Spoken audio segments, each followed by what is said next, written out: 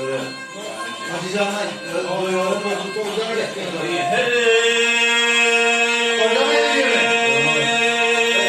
Ağalır dünyanın hayatı bulgur.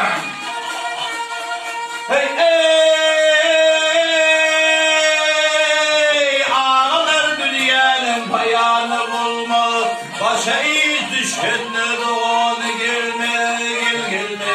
Hey vay ey gel gelme. Gel gelme gel gelme.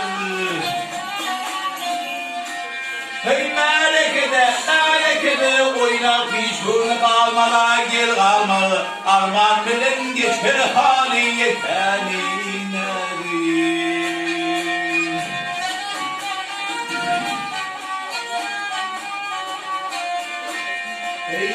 Yetim kayırgandan kurtulmalı, militer kurulma adı tutulmalı, hey vay ey tutulmalı, tutulmalı. Hey onun için hiç alada edilme, kaygıdır külfettir hali yetenedir.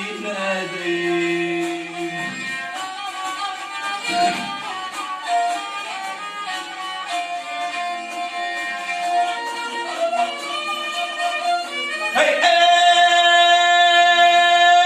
bir yeteğinin bilinmeli işi, elinde mal olmalı gönlünde hoşi, yatıp çeken yatsa ağır dağ başı, gözünde mavi yaş dolu yeterin. Hey bağlı özde ulu iğne yaylandır, garip özde ulu iğne uylandır, bu işlere akıl kuşum hayrandır, koşuluptur şeyle yolu yeterin. Maltumulu yalan yaşlı gönlüme, ruhanın içinde hayır gönlüme, hey vay ey gönlüme. Hey elinizin derdini bilin gizleme halilene. Esselamu aleyküm.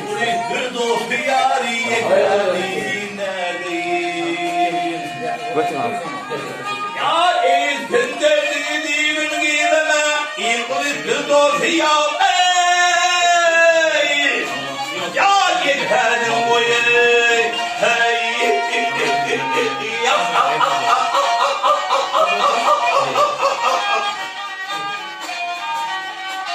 Hey o yetenin, ah vah yetenin, hey.